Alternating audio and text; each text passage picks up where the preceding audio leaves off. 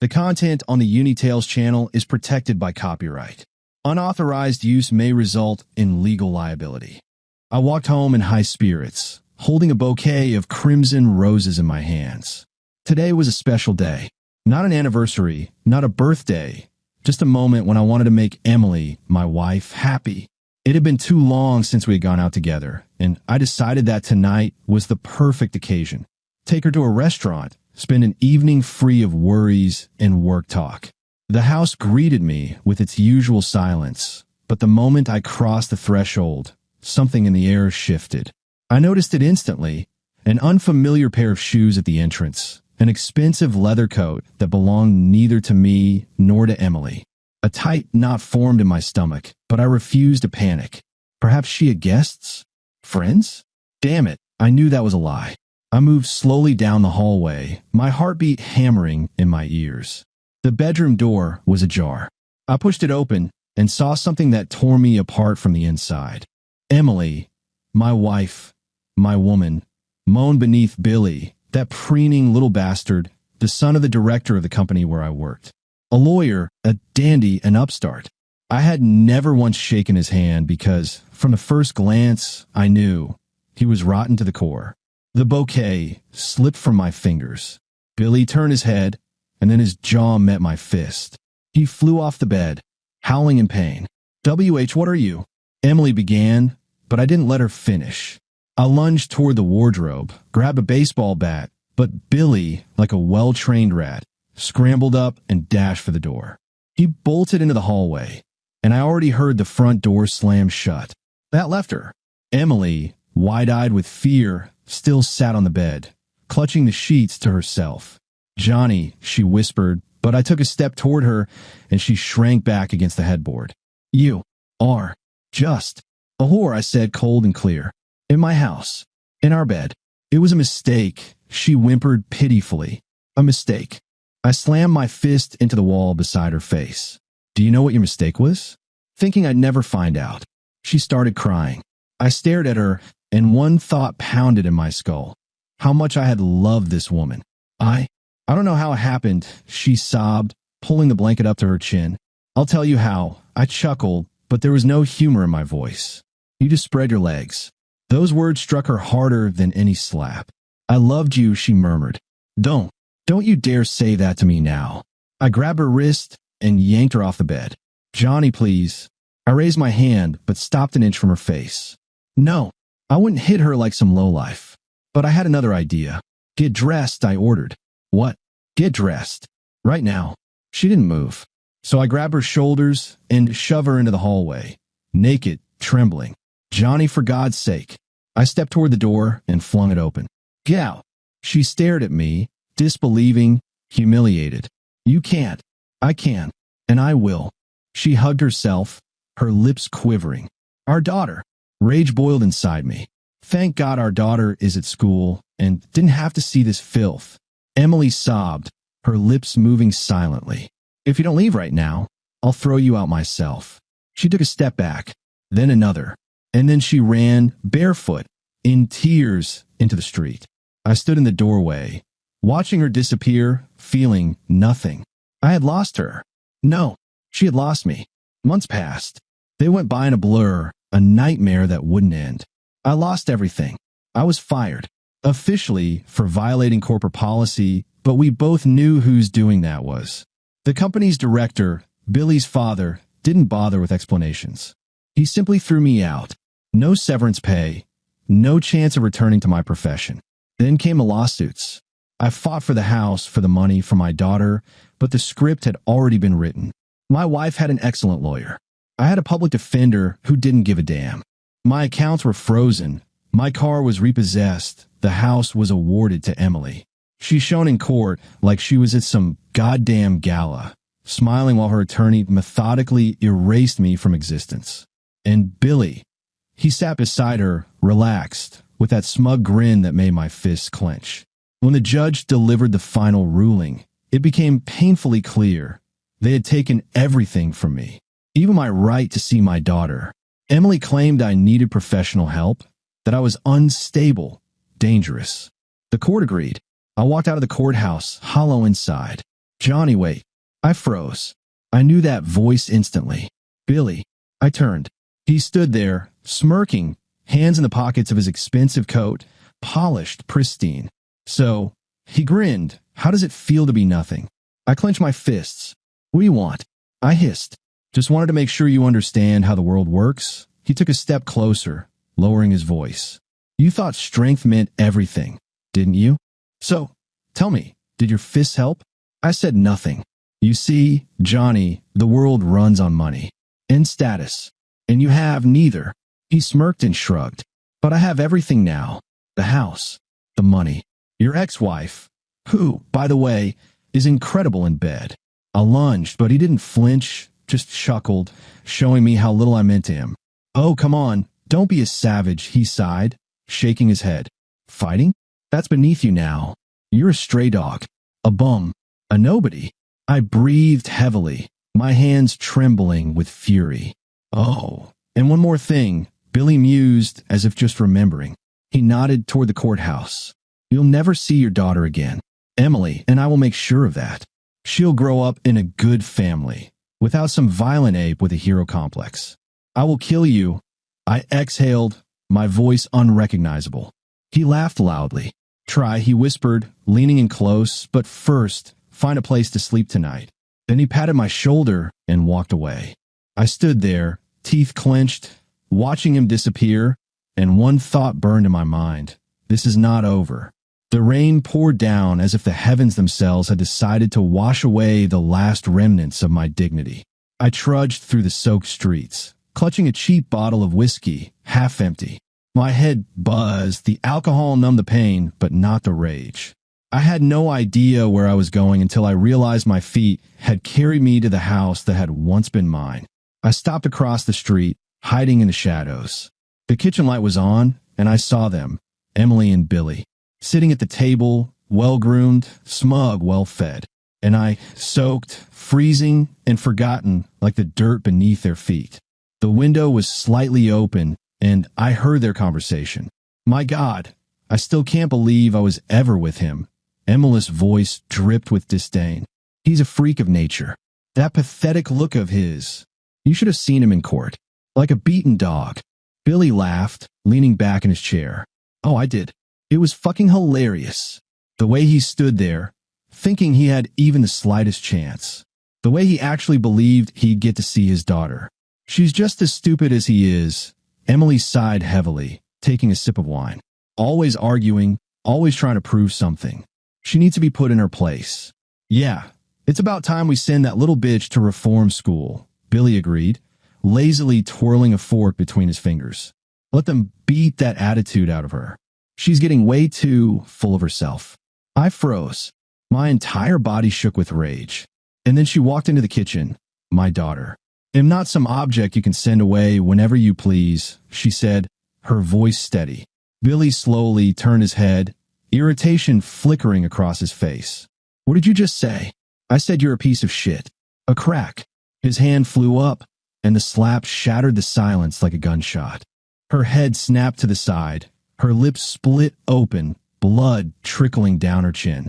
You little bitch, he hissed. You think you have a say in anything? I didn't remember my fingers loosening, didn't remember the bottle slipping from my hand and shattering in the mud. I didn't remember crossing the yard, didn't remember pushing the door open. I only remembered his face, and how my fist smashed into it, wiping that smug grin into a bloody mess. I hit him again, and again. With each punch, I let out every ounce of hatred that had been festering inside me for months. Billy howled, choking on his own blood, his hands feebly clawing at the air, but I didn't stop. How do you like this, you son of a bitch? I grabbed him by the collar and drove my knee into his gut. He wheezed, doubled over, and I threw him to the floor. You wanted to be in charge? Wanted to prove how tough you are? Where's your fucking smile now, Billy? He tried to crawl away, but I stomped on his hand, and he shrieked. You thought this would go smoothly? You took everything from me. My home, my money, my family, my daughter. I swung again. His head snapped sideways. Blood spattered onto the floor. Please. He choked out, trying to form words through broken teeth. Please? I sneered. You call me a nobody. And what are you now? I grabbed him by the scruff, ready to strike again, but something heavy slammed into the back of my skull. Emily had crept up behind me and struck me with something hard. Pain exploded in my head. The world tilted. I heard a scream. Daddy! It was Lily, my girl. I collapsed to my knees, dark spots clouding my vision. Through the ringing in my ears, I heard her crying, struggling, fighting to get to me, but someone dragged her away. Lock her in the room. Emily screeched. She doesn't need to see this. You bitch. I groaned, trying to stand, but my legs wouldn't cooperate. Shut up, she hissed. I heard the door slam shut, Lily pounding against it from the other side. What the fuck? What do we do now? Billy rasped, spitting blood. He's gonna fucking kill us. Did you see what he did to me? Calm down. Emily's voice trembled, but she was trying to take control. You know what needs to be done. Yeah, I know. He barked. But the cops won't be enough now. He tried to kill me. I won't let this slide. I heard a phone ring. Hello, Dad, we have a problem. Yeah, a big one. We need to handle it fast. I squinted, fighting against the darkness swallowing me. Dad will send his guys, Billy croaked. They'll take care of this piece of shit. You're sure? Emily's voice was tense. For fuck's sake, it's what they do. They've gotten rid of worse. I tried to move, but something hard smashed into my ribs. Stay down, scum. Billy kicked me again. It wasn't more than 15 minutes, but it felt like an eternity. Eventually, I heard the front door open. Where is he? A deep, gravelly voice. Here, Billy croaked. Make it clean. Make him disappear. We'll handle it. Rough hands grabbed my arms, wrenching them behind my back. The rope bit into my wrists, then someone lifted my legs. Get him in the van. Where are we taking him? Boss said he's never to be found. They threw me into the vehicle, my body slamming against the metal floor, knocking the air from my lungs. Through the haze of pain, I caught a glimpse of the leader. Tall, graying at the temples, cold, calculating eyes. Ray, someone said, do we really have to get rid of him? Billy's daddy said yes. Ray's voice was devoid of emotion. So he disappears. The van rumbled to life. It jolted over potholes, the rhythmic drumming of rain against the roof mixing with the howling wind. I lay on the freezing metal, bound, beaten, my head pounding with agony, but my mind remained clear. I knew they were taking me somewhere remote, somewhere no one would hear the screams or the gunshots. An hour, maybe more, passed before the van stopped. The doors screeched open, and an icy gust hit my face, carrying the scent of damp earth and pine. Two thugs yanked me out, tossing me into the mud. Ray stood nearby, a man in his 50s, his gray-streaked hair neat, his steel-cold eyes unreadable, his coat immaculate. Get up, his voice was calm, detached. I didn't move, so one of his men smashed the butt of a rifle into my ribs. Something cracked, but I refused to make a sound. I said, get up. Ray repeated, then tossed something at my feet. A shovel. I stared at it, then at him. Seriously? My voice was hoarse, but there was no fear in it. Yes, he answered evenly. You're going to dig your own grave. I glanced at the others. 3 besides Ray. One holding a pistol, the other 2 smoking, watching me with bored contempt. They were certain I was already dead. I picked up the shovel, swayed, feeling the pain flare through my battered body, but I stood. Go on then, Ray urged. We don't have all night. I started digging. The soil was wet, heavy, reeking of decay. Every movement sent pain searing through my broken ribs, but I didn't stop. I could hear Ray talking, smoking nearby. You know, Johnny, he mused lazily. I always thought you were smarter. You had a good job, decent life. How the hell did you fall this far? I didn't answer, kept digging. You lost everything, he continued. Your wife, your home, your career. You beat my boss's son so badly he'll be eating through a straw. Do you even realize what you've done? Another shovelful of dirt. You mess with the wrong people. Ray spat into the mud. Billy is Ted Wallace's son. Do you even know who Ted Wallace really is? I knew. Everyone in the city knew. Wallace controlled half of both the legal and illegal businesses, buying people as easily as packs of cigarettes. And the company I worked for was just a small piece of the empire that lay above the surface. And now, it turned out his little boy had been hiding behind his back like a cowardly pup. And now, Ray continued, you're screwed, And even you know it. I had dug deep enough.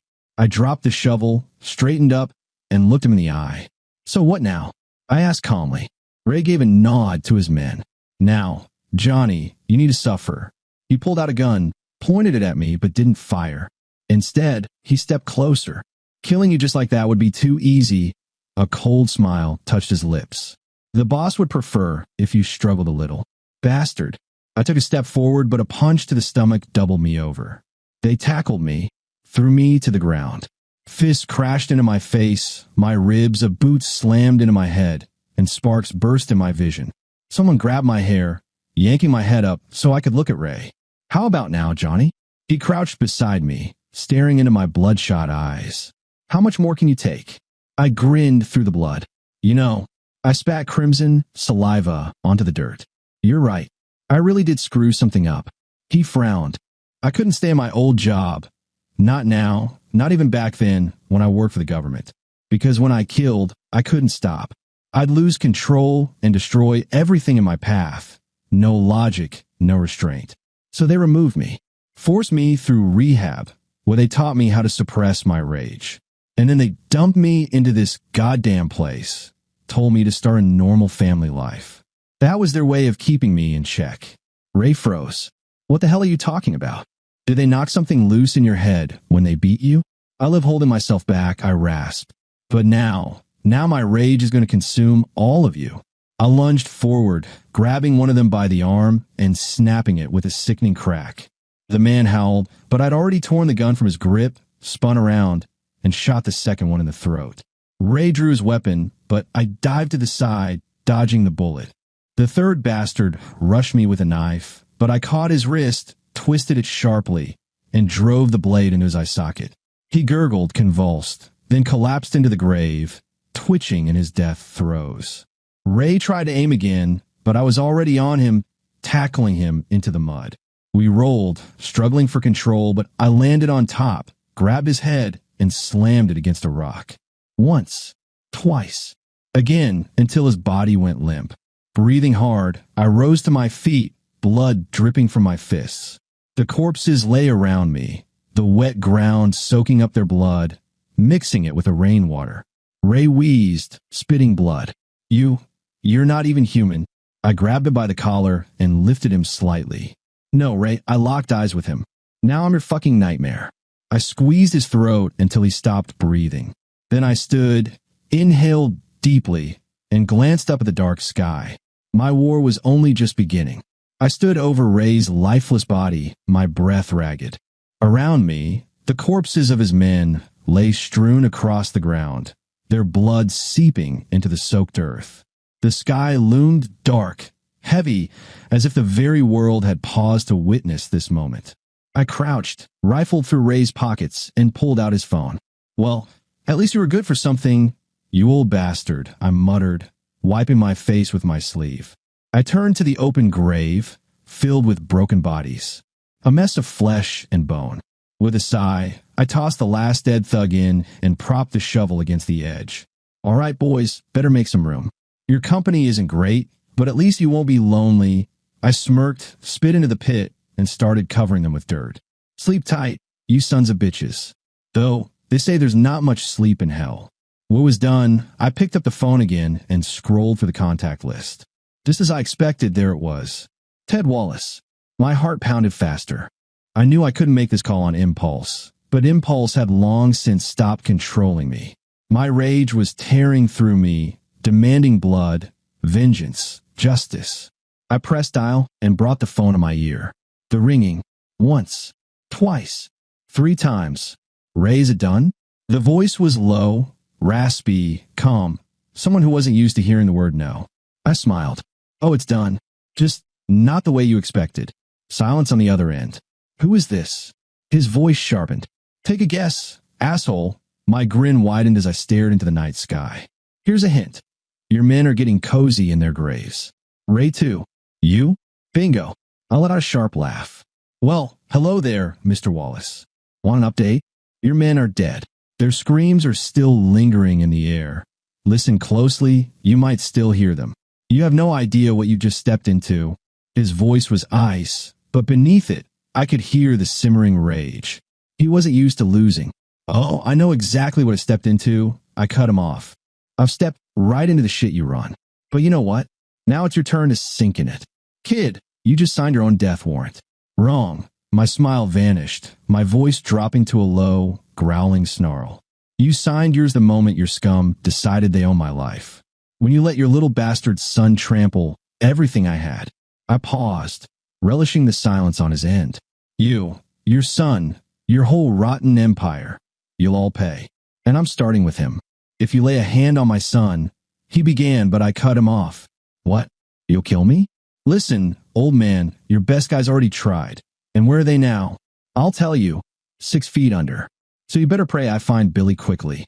If I have time, I'll make sure he suffers.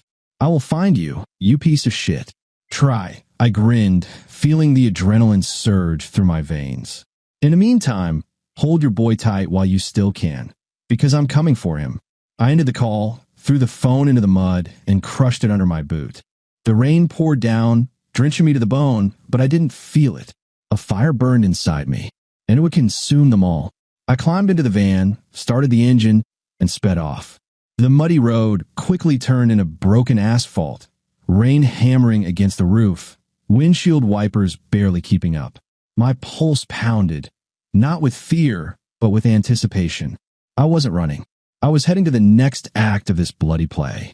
But soon I caught movement in the rearview mirror, 2 vehicles. Black, tinted, unmarked. I didn't need insignias to know who they belonged to. Wallace hadn't wasted time. That meant there was a tracker in the van. The bastards thought they'd corner me, that I'd panic and surrender. All right then, let's see who wins this one, I muttered, pressing the gas pedal. The car sped up, closing in. One of the SUVs veered left, trying to box me in. The other hung back, ready to ram me off the road. Oh, boys, you got a solid plan. I smirked, jerking the wheel hard. The van skidded, swerved right, slamming into one of the SUVs. The driver panicked, yanking the wheel without checking, straight into a ditch. The tires screeched, the vehicle flipped, somersaulting in midair before crashing into a massive tree. Flames burst from the wreckage, screams cutting through the storm. One down, but the second car was smarter. It pulled up alongside me, and I saw the glint of a rifle barrel sliding out the window. Oh, how terrifying, I muttered, pretending to ease off the gas. The fools took the bait. They sped up, drawing level, the gunman already taking aim. I yanked the wheel hard to the side. The van slammed into the side of the SUV, knocking it off the road. Tires screeched, and then all I heard was the shriek of brakes and a dull, crushing impact. The second SUV flipped, rolling across the asphalt several times before coming to a halt on its roof. I hit the brakes hard, leaving the van in the middle of the road, and climbed out. The wrecked car was on fire. Someone inside thrashed, trying to escape. One of the bastards had already crawled out, his legs trembling, his arm hanging at an unnatural angle. The other one, the one who had been holding the rifle, was dragging himself across the pavement, leaving a thick, red trail behind him. My eyes flicked to the cargo hold of the van. Something gleamed inside. I stepped closer, my fingers closing around a massive wooden handle. A cleaver. Huge, gleaming, razor sharp. Oh, now this is a gift, I murmured, adjusting my grip. I stepped out of the van and moved toward the ones who were still breathing. Boys, you're in luck, I smirked, approaching the one who was crawling. Usually, it takes a lot more to get me in the mood for fun. He lifted his head, saw the cleaver, opened his mouth to scream, but I swung first. A severed hand hit the ground. A scream, a wail, a desperate attempt to scramble away. I raised the cleaver again. Thud, the second hand. What's with all the screaming? I laughed, crouching beside him. You should be thanking me. I just made your load twice as light. He gasped for breath, his eyes rolling back, but I slapped his face, keeping him conscious. Come on, stay with me. We need to have a little chat. Where's Billy? He groaned, blood bubbling from his lips, but I pressed the blade closer to his face. Where is Billy? I in the old hangar, by the South Bridge. He choked, drowning in pain. I smiled. Thanks, pal. Now you can relax. Pee, please. His terrified eyes begged for mercy. All right, I shrugged. Relax. And I brought the cleaver down on his legs. Blood spurted onto the wet asphalt, his screams drowning out even the pounding rain. He thrashed, choking on his own agony, before his body finally went limp. There. Now you can really relax, I muttered, lifting the cleaver one last time. A crunch of bone, a swift blow, and his head rolled across the road. I caught my own reflection in the blade. Wait for me, Billy. I'm coming. The van roared down the road, spraying mud from under the tires. I knew exactly where I was going. I knew there was still plenty left to do. But first, I had to stop by home for a little tea. I smirked, gripping the blood-stained cleaver resting on the passenger seat. Home. The place where I had once been a husband, a father, the master of my own life. Now, it was a nest of filth, a den of those who thought they could erase me. They were wrong. I pulled up quietly, cut the engine, and scanned the area. 2 cars in the driveway, definitely not Emily's. Uninvited guests. A dim glow spilled from the windows, and even through the closed doors, I could hear voices. Laughter, conversation, and one voice I recognized instantly. Emily. Oh, darling, you have no idea what kind of evening you're about to have, I murmured with a smirk. I stepped out of the van, cleaver in hand. The rain poured harder, as if the devil himself had decided my night needed a grander entrance. Step by step, I moved through the shadows until I reached the first car. And there he was. Some brute in a leather jacket stood near the porch, smoking, lazily watching the house. I moved so silently that he never noticed until the cleaver sliced through the air. Thud! A severed hand, still clutching a cigarette, hit the ground. His body followed, crumpling, his brain still trying to process what had just happened. He opened his mouth to scream, but I clamped my free hand over his throat, muffling the sound, and drove the cleaver into his chest. Smoking kills, buddy, I smirked, watching the light fade from his eyes. Laughter echoed from inside the house. They still hadn't noticed that a corpse now lay on their doorstep. Perfect. I moved on, creeping toward the backyard. Another one, leaning against the wall, eyes glued to his phone. I slid up behind him, clamped a hand over his mouth, and slowly drove the cleaver into his side. He convulsed, gurgled, but I pressed him harder against the wall. Sure, I just came for tea, I whispered. I twisted the blade inside him, and he went still. Now it was time to go inside. I kicked the door open like a storm, like a shadow of vengeance, like the fucking apocalypse itself. The first bastard inside barely had time to turn before the cleaver found his throat, nearly severing his head from his body. Blood sprayed across the walls. Emily screamed. One of them pulled a gun, but I hurled the cleaver. The blade sunk into his chest with the crunch of bone and tearing flesh. He staggered back, collapsed, twitching in a pool of his own blood. And then I saw Lily. Some piece of shit had her, holding her close, a knife pressed to her throat. Stay the fuck back. He shrieked, his voice shaking as he saw me step toward him. I'll kill her. You hear me? I smiled. You actually think you're walking out of here alive? He faltered, his grip loosening for just a second. That was all I needed. I lunged, grabbed his wrist, twisted, so hard the crack of bones was louder than his scream. Lily wrenched free, scrambling away. I told her to go to her room, because a child shouldn't see what was about to happen. Then I turned back to him. You're lucky, I said, locking eyes with him. I'm in the mood for experiments tonight. I grabbed his hair, slammed him to the floor, planted my boot on his spine, and started cutting. Slowly, enjoying every second. Oh no, looks like you lost something, I mused, feigning surprise as his left arm separated from his body. He choked on his own screams, but I didn't stop. One arm, the second, a leg, another. Now he was just a twitching slab of meat, still breathing but barely. All right, you were fun, but time to wrap this up, I sighed, lifting the cleaver. One swift strike, his head rolled away, and finally, silence fell. Just the rain, and Lily's muffled sobs from the other room. I turned to Emily. She was pressed against the wall, trembling, pale as a corpse, her eyes wide with horror as she took in the carnage around her.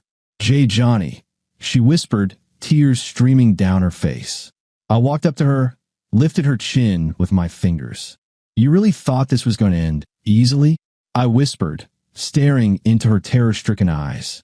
She whimpered, shaking her head frantically. No, no, please.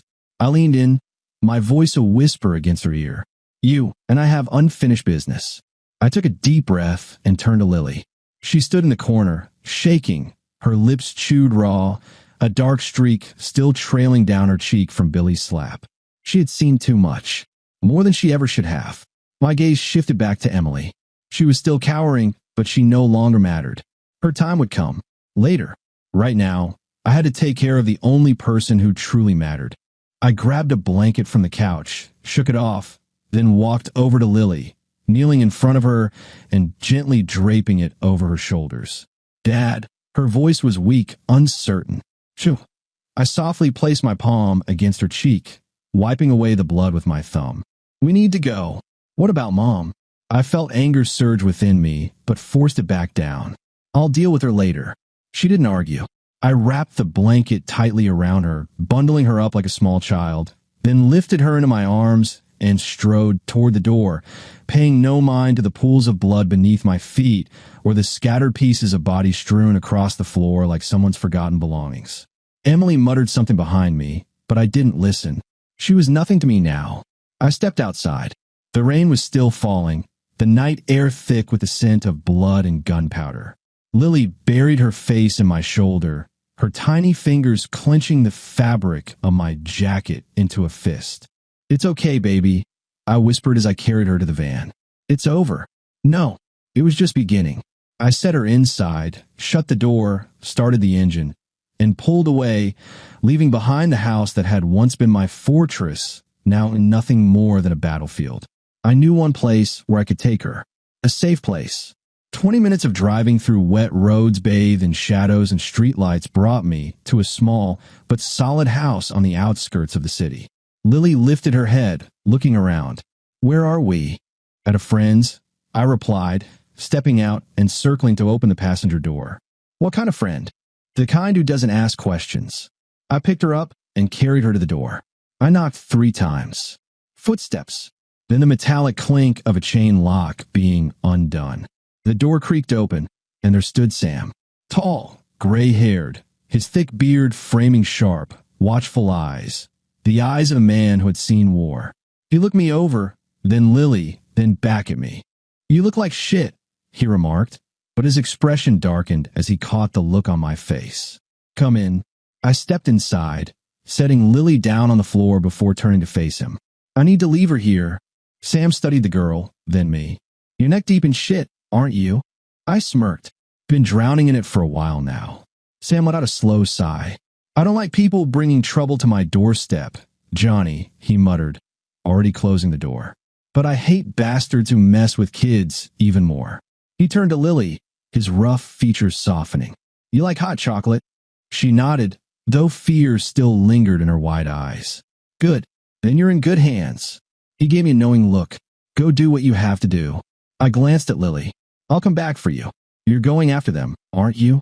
Her voice was quiet, but there was no fear in it. I didn't lie.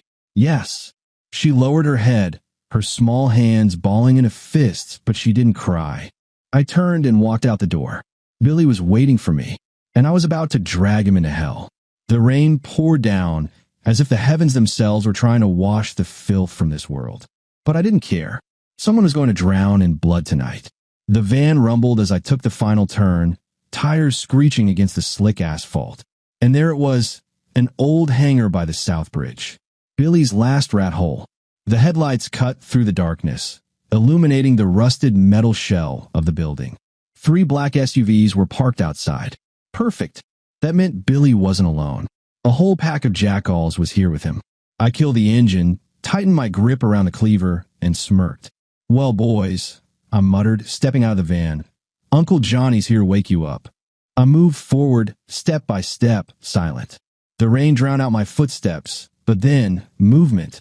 One of the guards stepped out from behind a car, lazily taking a drag from a cigarette. I didn't let him exhale. The cleaver whistled through the air and buried itself in his mouth, splitting his jaw in half. A thick, wet crunch, a geyser of blood. His cigarette tumbled from his fingers into the mud. You too, huh? I whispered, wrenching the blade free. I keep telling people, smoking kills. His body swayed for a second, as if his brain was still struggling to process that his mouth now opened far too wide. Then he collapsed. From inside the hangar, someone shouted, "Hey, Jeff, what the fuck are you doing out there?" I looked up. Another thug had stepped outside. "Jeff," he called again. "Where the hell are you, man?" I took a step forward. "Oh, Jeff's here, buddy." I tossed the cleaver in my hand, feeling its weight. Just not much of a talker anymore. His eyes widened. He reached for his gun, but I was faster. I lunged, caught his wrist, twisted until bones popped out of place, and drove the cleaver straight into his crotch. A scream. Low, guttural. "Come on now," I smiled, pressing him against the wall. "You won't be needing that anymore anyway, so don't stress." I yanked the blade upward, splitting him open to the gut. His insides spilled onto the floor with a wet, sickening plop. "Oh, man," I sighed, pretending to grimace. "You went heavy on dinner, huh?" I kicked his twitching corpse aside, letting it slump into a growing pool of blood. Now they knew I was here. The hangar doors burst open, and a swarm of armed thugs poured out, some brandishing rifles, others gripping knives. "Kill him," someone bellowed, though his voice already carried the tremor of panic. I lunged forward, ducking beneath the first shot, seized the nearest man by the throat, and with a sharp twist, snapped his neck. Using his lifeless body as a shield, I pressed on. Gunfire ripped through his back, but I was already too close. The nearest one took a blade to the thigh. I twisted it viciously before slamming his head against the wall. Another tried to run, but my knife found the back of his skull, sliding in like a hot blade through butter. "Where the hell are you going?"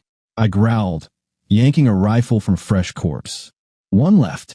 He stood there, trembling, his pistol slipping from his fingers. "Please don't," he rasped. I smiled. "Of course not." I raised the rifle. "But I will." A burst of bullets shredded his chest, sending him sprawling into the blood pooling beneath his friends. Silence. I inhaled, exhaled, dropped the empty rifle, picked up my knife, and moved forward. Billy was all that remained, and I was going to make sure he begged for death. I walked through the hangar, slow and deliberate, like an executioner who had already decided the condemned man's fate. Billy was here. I could feel it. I could taste his fear, thick and sour, laced with sweat, piss, and the kind of terror that strangled a man like a noose. A door creaked. I turned. There he was, Billy Wallace. Once a cocky son of a bitch who had laughed in my face, called me nothing, told me I had lost everything. Now he was a quivering heap of flesh, backed into a corner, clutching a pistol that shook so violently, I half expected him to shoot himself by accident. "Stay back," he shrieked, pointing the gun at me. "I'll shoot. I swear to God, I'll kill you." I kept walking. "Come on, Billy," I smirked. "We both know you don't have the balls." "No." He squeezed the trigger. Click. Empty. I laughed. "You just pissed yourself, didn't you?" I took another step. Billy's eyes darted to his useless gun, then back to me. He whimpered. I grabbed him by the hair and slammed his face into the wall. Crunch. Billy howled as his nose shattered, blood pouring like an open faucet. Before he could stumble, I threw him onto the metal table, found a pair of handcuffs, and snapped them around his wrists. He bucked and wheezed, but he was mine now. "You thought you could do whatever you wanted?" I murmured, leaning in close. "Thought Daddy would save you? Thought you could take everything from me and just walk away?" Please," he sobbed. "Please?" I grinned. "Did you say please when you humiliated me? When you mocked me with my wife? Will you put your hands on my daughter?" I stepped back, scanning the room. Then I saw it. A car battery.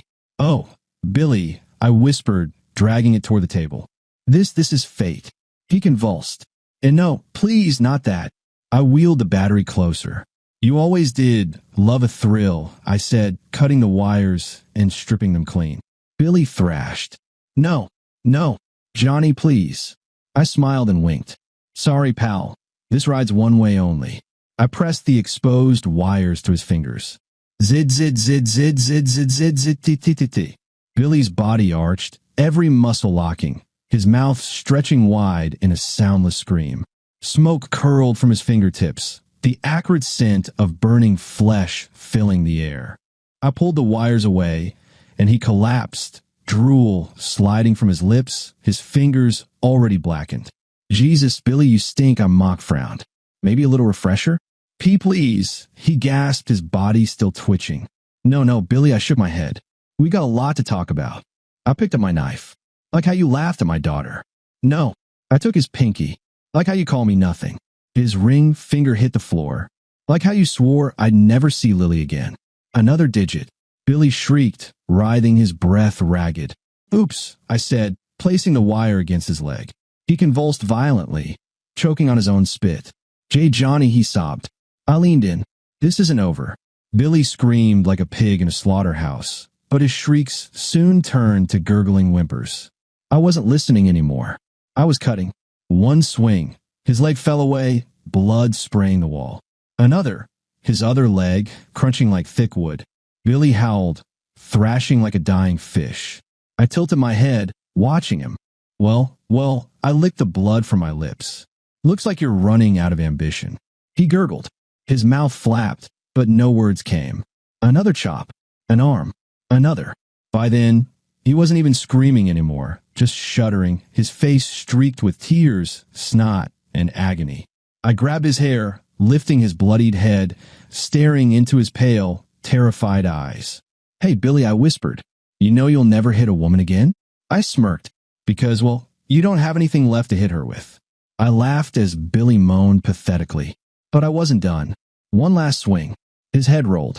I stepped back, admiring my work. I muttered, "Something's still missing." I snapped my fingers. All right, the head.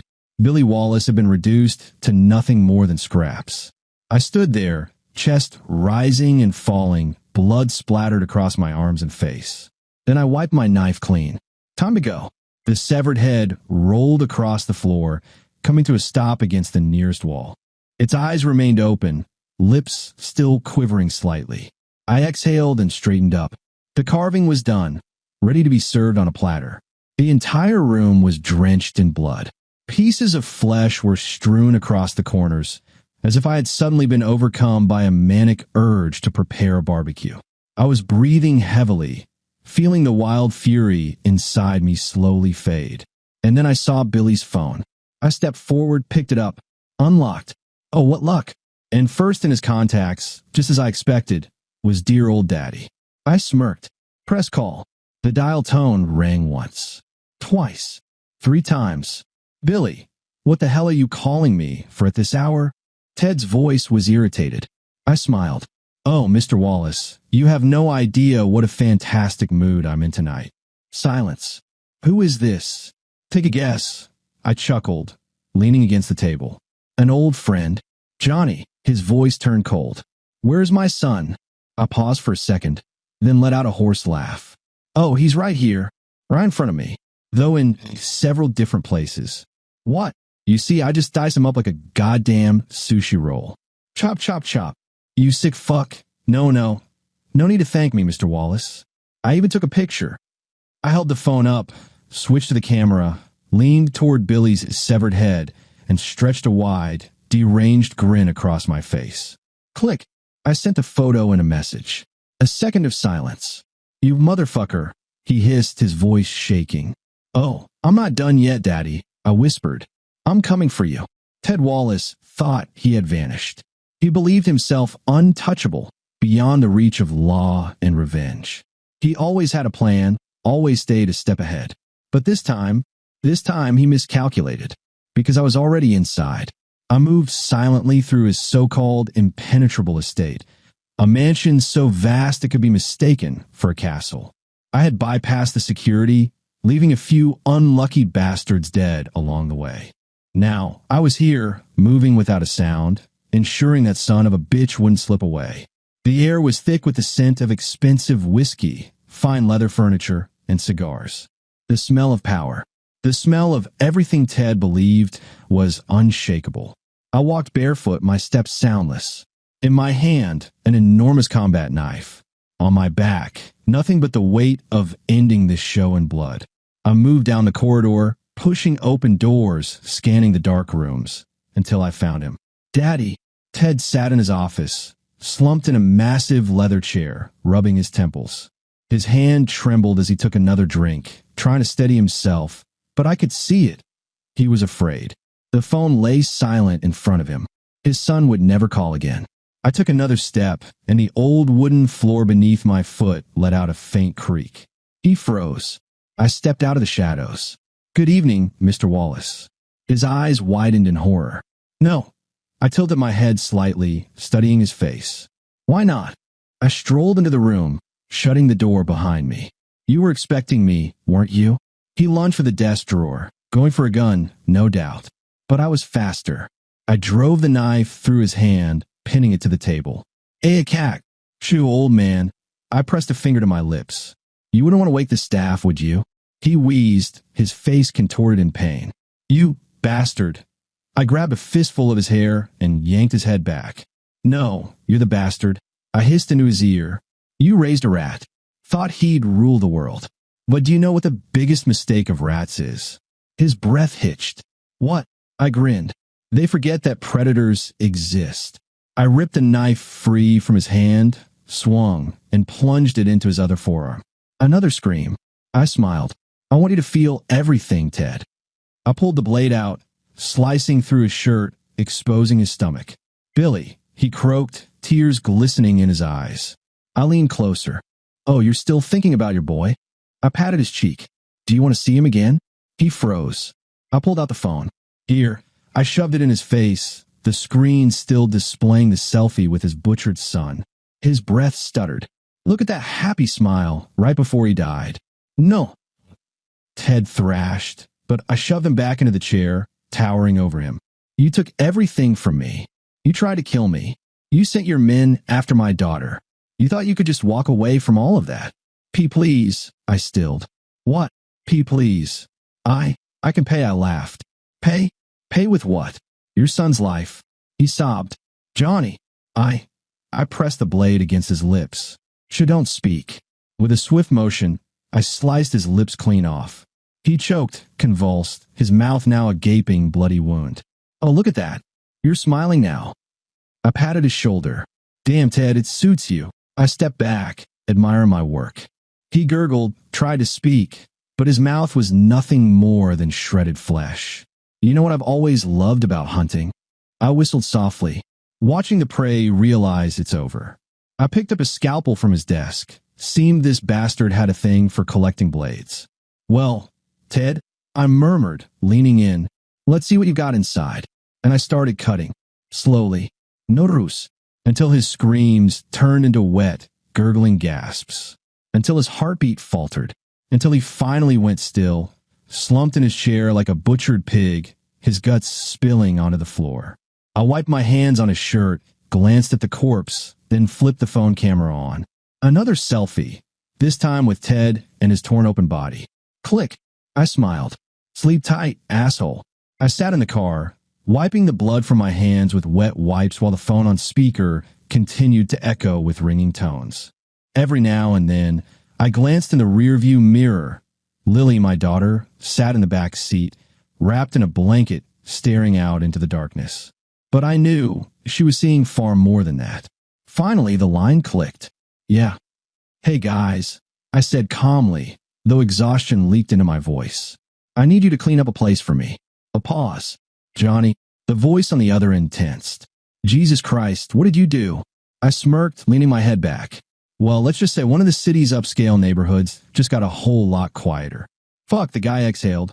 "Listen, man, we wiped your debts for the old life, but you just can't stop adding work for us, can you?" "Debts," I repeated with a shrug. "I killed people nobody liked. They got what they deserved. What's your problem?" "The problem is you made a goddamn mess, Johnny," he snapped. "Do you have any idea how much shit this stirs up?" I chuckled. All right. Just clean it up. Make sure nobody comes sniffing around." "Jesus," he muttered, then sighed. "Fine. But you owe me. One last thing," I added, smirking. "I need a new place. Somewhere quiet. No prying eyes." After this, he nearly laughed. I scowled. "Find me a safe house. And make damn sure there aren't any rats nearby." "Or what?" "Or my anger management therapy goes straight to hell." Silence. "All right, you son of a bitch. I'll call you back." Click. The line went dead. I exhaled and turned to Lily. "It's okay," I said. She nodded, though I could see the fear still lingering in her eyes. But now, we had a future. I entered the house without knocking. Emily sat on the couch, her face pale, her hands trembling as she looked at me. She was afraid, as she should be. Hi, Johnny." I slowly shut the door behind me, pulled off my gloves, and leaned against the wall. "How long did you think I wouldn't come?" She swallowed hard, her fingers clenching into fists. I didn't know." "No, you knew?" I nodded, stepping further into the room. "You knew I'd come back sooner or later." She pressed herself against the armrest, as if hoping the wall might swallow her whole. "Johnny, I'm not making excuses." "Oh, you're not even trying. That's good. It means you still have some survival instincts." She flinched, as if hoping her eyes were deceiving her, as if I were just a ghost from the past that would disappear if she blinked. What do you want?" I smirked, pulled out my phone, and slowly scrolled through the files. I did some digging through the paperwork. Your bank accounts? Emptied. Your house? No longer yours. Your car? Stolen. Her lips trembled. What? Oh, I'd almost forgot. I crouched in front of her, looking into her eyes. "I took out a loan." "What loan?" "A huge one," I grinned. "In your name." Her breathing grew shallow and frantic. "And no, you couldn't have." "Oh, I could." I pulled up a banking app and held the screen in front of her. "Numbers. Millions in debt. You'll be paying this off for the rest of your worthless life," I whispered. "And you know what's funny? I didn't keep a single cent for myself." She covered her mouth with her hand, her body shaking. You're a monster." I stood up, adjusted my jacket. "No, Emily." I turned toward the door. "I'm just erased." And I walked out without looking back. Her life was now as empty as her soul. We drove far away, so far that even the memories of the past started to feel unreal. The new house stood on a cliff, overlooking the endless ocean. In the evenings, as the sun dipped below the horizon, the water turned to liquid gold, and a salty breeze swept through the air, making it easy to forget everything left behind. The house was built from light wood and glass, spacious, warm, not luxurious, but filled with the kind of comfort I had always lacked. There was no past here, only the present. And the future. I stood on the veranda, leaning against the railing, watching Lily run barefoot across the sand. She laughed, arms outstretched, catching the wind, and her laughter was the most beautiful sound I had ever heard. I took a deep breath. I had thought I would never hear that sound again. I had thought I had lost everything. But now, I understood. I had gained the only thing that mattered. Lily ran up to me, her eyes shining with joy. "Dad, did you see? The wave almost got me." I smirked, crouching down and brushing a few damp strands of hair from her cheek. "I saw," I nodded. "But you're fast, aren't you?" "Of course." She lifted her chin proudly. "I'm not afraid of the water at all now." I smiled, warmth spreading in my chest. "Well then, how about we test that right now?" Her eyes lit up. "You mean it? Why not?" I shrugged. "Let's race to the water." She squealed with excitement and bolted toward the shore. I gave her a second's head start, then took off after her, feeling the wind lash against my face, the warm sand sinking beneath my feet. I felt no weight of the past, no pain, only freedom. Lily reached the water first, splashing through the waves, but I was right behind her. I grabbed her and spun her in the air. She shrieked, laughed, kicked her legs in the water, and I just looked into her shining eyes, knowing this was worth every step, every drop of blood, every cursed moment of pain. We stood in the water as the sun dipped below the horizon, painting the sky in shades of crimson. "Dad," Lily looked up at me, her gaze searching mine. "Are we really free now?" I pulled her into a hug, held her close, feeling her heartbeat against mine. "Yes, baby," I whispered. "Now we're free."